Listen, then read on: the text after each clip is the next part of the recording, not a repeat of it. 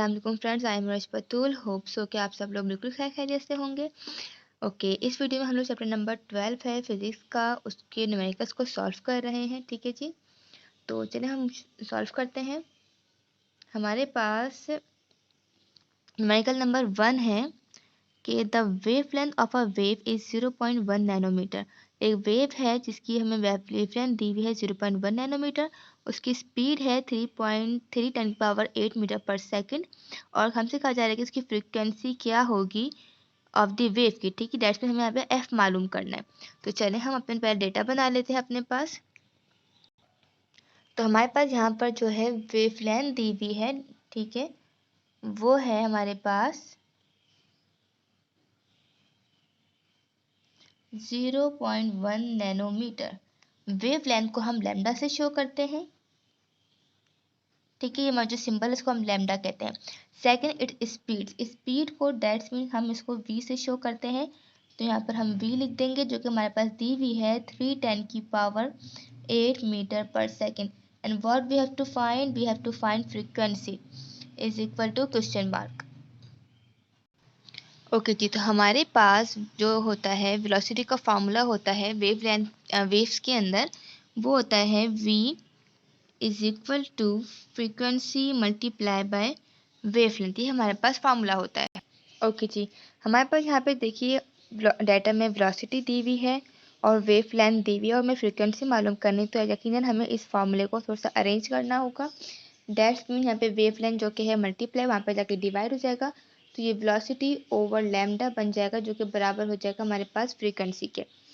तो हमारे पास जो वेव वेलोसिटी है वो हमारे पास की वैल्यू दी हुई 310 की पावर 8 और जो लैम्डा की वैल्यू दी हुई है वो है 0.1।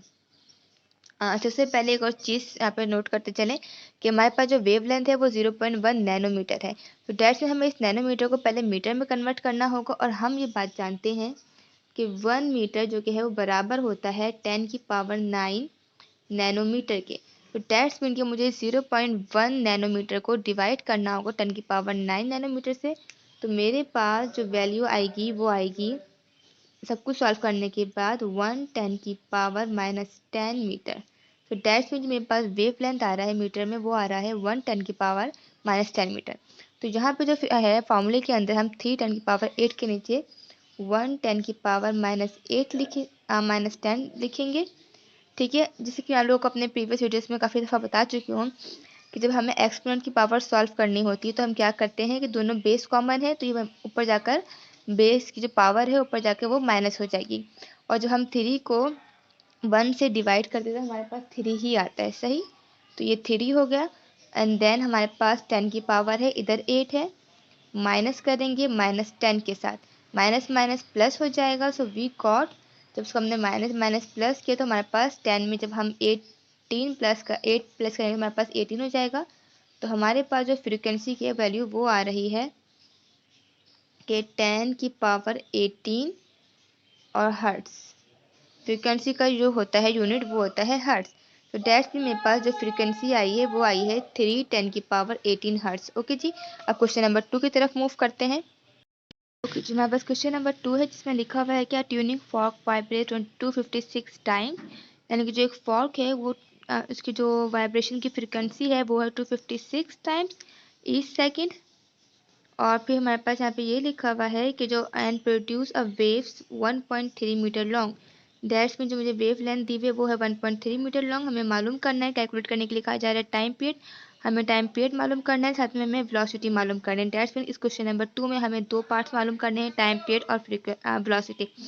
चलिए डेटा बना लेते हैं अपना। हमारे पास डेटा दिया हुआ है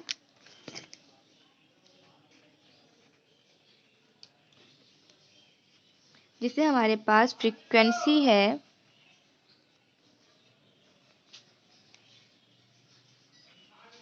जो कि है 256 टाइम्स और साथ में हमारे पास वेव लेंथ लैम्डा हमारे पास दिया हुआ है जो कि है 1.3 मीटर। हमें क्या मालूम करना है, हमें टाइम पीरियड मालूम करना है और हमें इसकी वेलोसिटी मालूम करनी है, सही जी। तो हम इसको सॉल्व कर लेते हैं। ओके, टाइम पीरियड का हमारे पास जो फॉर्मूला होता है वो होता है कि जो हमारा टाइम पीरियड है वो इन्वर्स होता है हमारी फ्रीक्वेंसी के। Time period that's mean 1 divide by frequency. तो 1 है और फ्रीक्वेंसी हमारे पास डेटा में गिवन है 256, उसको हम डिवाइड कर लेंगे 1 को 256 के साथ, तो हमारे पास आंसर आ जाएगा 0.0039 सेकेंड।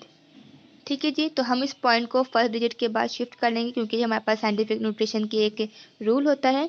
तो इट्स गोइंग टू बी 3.9, जितने डिजिट उसने पॉइंट ने जंप करा है दैट्स मीन उसने 1 2 3 डिजिट जंप किए हैं, तो 10 की पावर -3 सेकेंड बन जाएगा इसका आंसर। तो हमारे पास जो टाइम पीरियड आया है वो आया है 3.9 10 की पावर -3 सेकेंड। ठीक है जी, अब हम मालूम कर लेते हैं अपना second part that's mean velocity. तो वेलोसिटी का फॉर्मूला जैसे कि हम पहले भी देख चुके हैं, जो कि होता है फ्रीक्वेंसी मल्टीप्लाई बाय लैम्डा। तो हमारे पास जो फ्रीक्वेंसी है वो है 256 और लैम्डा की वैल्यू हमें दी हुई है, जो कि लैम्डा की वैल्यू है 1.3। तो 1.3 मीटर है। इन दोनों को जब हमने आपस में मल्टीप्लाई करवाया तो हमारे पास जो वेलोसिटी आ रही है वो आ रही है 332.8 मीटर पर सेकेंड। ठीक है जी, तो ये हमारे पास वेलोसिटी हो गई और वो हमारे पास उसकी टाइम पीरियड हो गई। ठीक है, अब हम क्वेश्चन नंबर 3 की तरफ मूव करते हैं। वैसे इस चैप्टर के न्यूमेरिकल बहुत ज़्यादा आसान है, तो आपको ये काफ़ी इजी भी लगेंगे। ठीक है, क्वेश्चन नंबर 3 की तरफ मूव करते हैं अब। क्वेश्चन नंबर 3 में हमसे कहा जा रहा है कि a radio station broadcast an AM radio waves whose frequency is 1230 10 की पावर 3 हर्ट्ज है।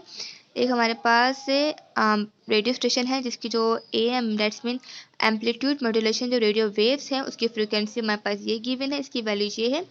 साथ में हमारे पास एक FM रेडियो है जिसकी फ्रीक्वेंसी हमारे पास दी हुई 91.09 10 की पावर 6 हर्ट्ज। ठीक है, तो दैट्स मीन हमारे पास इस क्वेश्चन में दो तरह की फ्रीक्वेंसी दी हुई है। साथ में भी हमसे कहा जा रहा है कि हमें इसका डिस्टेंस मालूम करना है between the adjacent crest in each wave. That's अब ये एडजेसेंट क्रेस्ट क्या होता है ये हम आगे भी थोड़ा सा देख लेते हैं। साथ में ब्रैकेट में हमारे पास एक वैल्यू गिवन है कि AM और FM की जो रेडियो है रेडियो वेव्स की, वो दोनों की वेलोसिटी दैट्स मीन जो स्पीड है वो दोनों की सेम है 3 10 की पावर 10 सेंटीमीटर पर सेकेंड। तो हम अपना डेटा बना लेते हैं। पहले तो हमारे पास फ्रीक्वेंसी दो तरह की दी हुई है, तो यहाँ पे इस पर हम लिख लेंगे कि हमारे पास F1 गिवन है और F2 गिवन है। F1 हमारे पास AM के लिए है एम्पलीट्यूड मॉड्यूलेशन के लिए, और F2 FM that's mean frequency modulation, दो तरह की वेव्स के बारे में है। ठीक है जी, तो F1 की जो वैल्यू है वो है 1230 10 की पावर 8 हर्ट्ज है। दूसरा हमारे पास जो F2 की है दैट्स मीन 91.09 10 की पावर 6 हर्ट्ज। ठीक है, हमसे कहा जा रहा है कि हमें डिस्टेंस मालूम करना है between the two adjacent wave. पहले तो ये एडजेसेंट वेव्स क्या होती हैं। देखिए, वेव्स हमारे पास कुछ इस तरह से बन रही होती हैं, बनती हैं। तो एडजेसेंट मतलब होता है कि जो एक साथ लगातार होती हैं।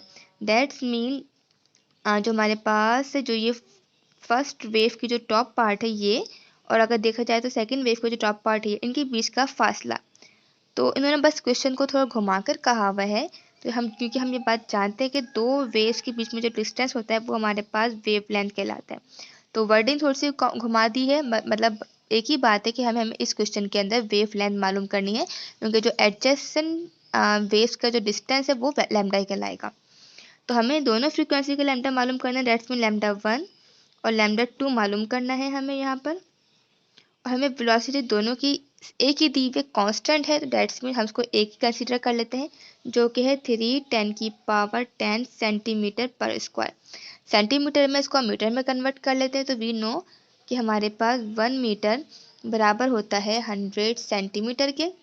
तो इस वैल्यू को हम 100 से मल्टीप्लाई करवा देंगे, डिवाइड करवा देंगे, तो हमारे पास वेलोसिटी जो कि है आ जाएगी 3 10 की पावर 8 मीटर पर सेकेंड। ठीक है जी, ये हमारे पास वेलोसिटी हो गई। अब हम सॉल्व कर लेते हैं। पहला जो पार्ट होगा वो हम लैम्डा मालूम कर लेते हैं, λ1 फॉर AM के लिए। जैसे कि हम जानते हैं जो फॉर्मूला होता है वेलोसिटी का वो होता है V बराबर फ्रीक्वेंसी और लैम्डा के। ठीक है जी, तो क्योंकि हमें यहाँ पे लैम्डा मालूम करना तो उसको थोड़ा अरेंज कर लेंगे, फ्रीक्वेंसी यहाँ पर मल्टीप्लाई वहाँ पे जाके डिवाइड हो जाएगी। तो हमारे पास जो फॉर्मूला है वो बनेगा V/F is equal to lambda. तो लैम्डा वन का जो फॉर्मूला है वो जैसे कि वेलोसिटी डिवाइडेड बाय फ्रीक्वेंसी 1 है। तो वेलोसिटी हमारे पास है 3 10 की पावर 8 और हमारे पास जो फ्रीक्वेंसी है वो है 1230 10 की पावर 8 हर्ट्ज ही है। सही, सॉरी 8 नहीं है, ये 3 है। हमने यहाँ पर ऊपर भी 8 लिख दिया था जबकि यहाँ पर 3 है। ठीक है जी, तो हमारे पास ये दोनों हमारे पास 8 और 3 आ गया।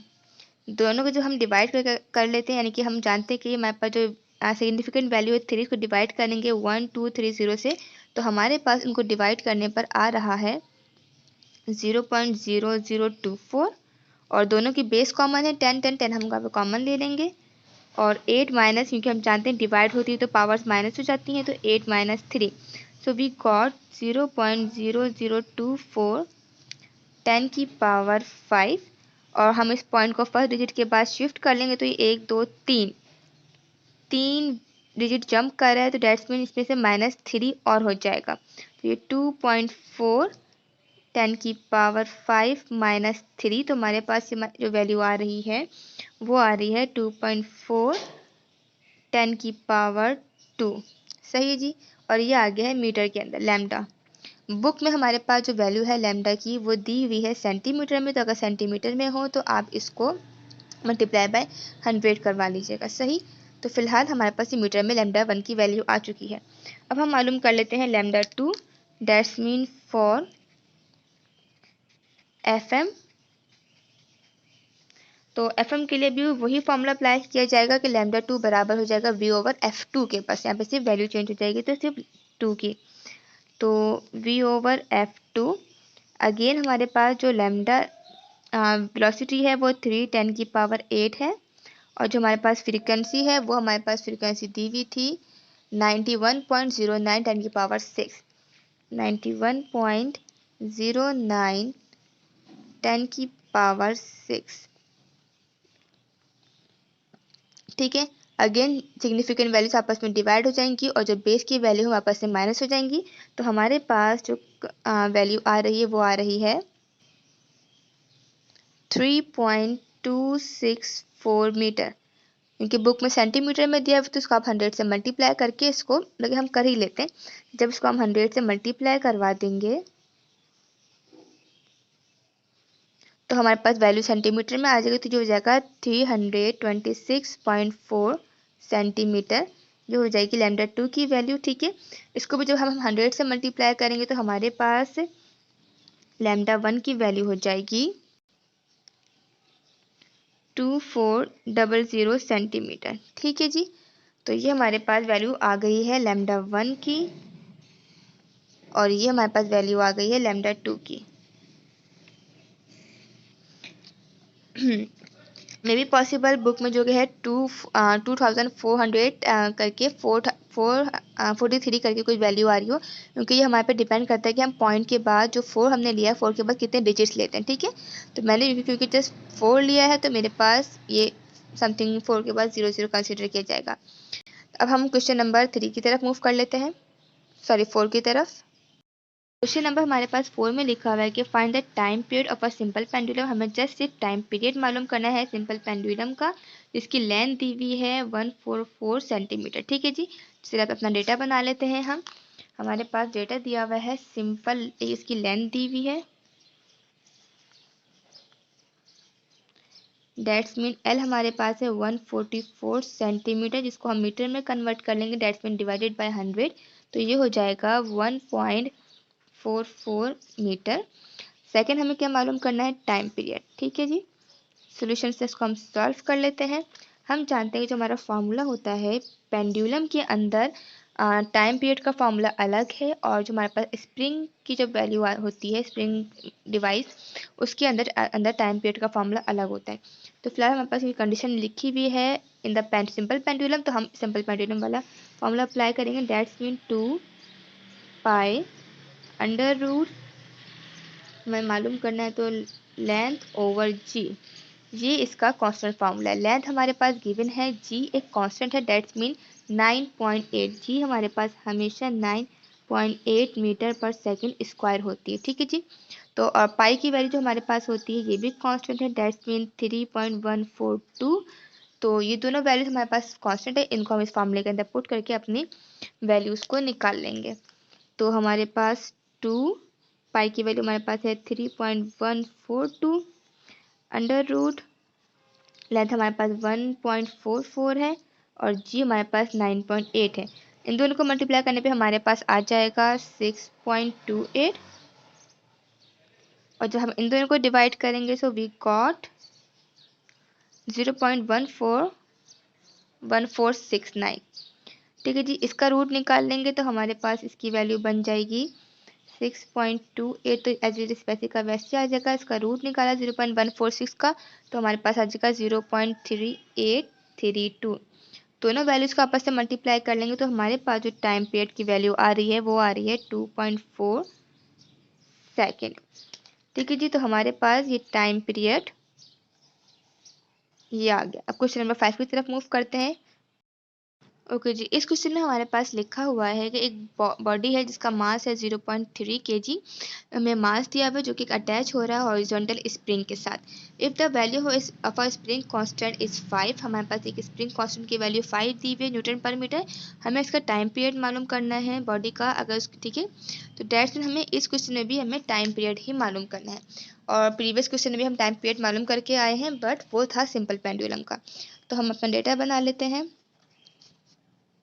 तो हमारे पास जैसे कि मास दिया हुआ है इस क्वेश्चन में जो कि है 0.3 kg। स्प्रिंग कांस्टेंट को हम के से शो करते हैं, ठीक है। ये हमारे पास स्प्रिंग कांस्टेंट है जो कि है 5 न्यूटन पर मीटर। देन हमें इसके पास दिया हुआ था जो कि था हमें टाइम पीरियड मालूम करना था, ठीक है जी, जो क्वेश्चन मार्क। अब सॉल्व कर लेते हैं। स्प्रिंग कांस्टेंट वाले के अंदर जो हमारे टाइम पीरियड का फॉर्मूला होता है वो होता है 2 पाई और अंडर रूट के अंदर हमारे पास मास पर स्प्रिंग कांस्टेंट आ जाता है, ठीक है। पहले जो था वो लेंथ ओवर ग्रेविटी था। This formula is for the simple pendulum. जबकि हमारे पास जो मास ओवर के है वो हमारे पास स्प्रिंग कांस्टेंट के लिए है। तो अपनी वैल्यूज को पुट कर लेते हैं। एज वी नो कि हमारे पास पाई की वैल्यू 3.142 होती है और हमें टाइम पीरियड मालूम करना है। तो टाइम पीरियड वैसे का वैसे ही रहा 2। अगेन यहाँ पे हमारे पास 3.142 आ गया। मास हमारे पास गिवन था जो कि था 0.3, स्प्रिंग कांस्टेंट 5 था। इन दोनों को मल्टीप्लाई करने पे हमारे पास 6.28 आ गया। इनको डिवाइड करने पे हमारे पास 0.06 आया। जब इसका हमने रूट निकाले तो वी गॉट 0.244। ठीक है जी, आप लोग इन सबको कैलकुलेटर के थ्रू सॉल्व करके देख लीजिएगा। अगर आप लोगों का आंसर ये नहीं आता है तो आप कमेंट बॉक्स में मुझसे पूछ सकते हैं। तो इन दोनों का आपने मल्टीप्लाई किया तो हमारे पास आया 1.532 सेकेंड। तो हमारे पास जो टाइम पीरियड आ रहा है वो आ रहा है 1.53 सेकेंड। ठीक है जी, तो ये था हमारे पास क्वेश्चन नंबर 5 का आंसर।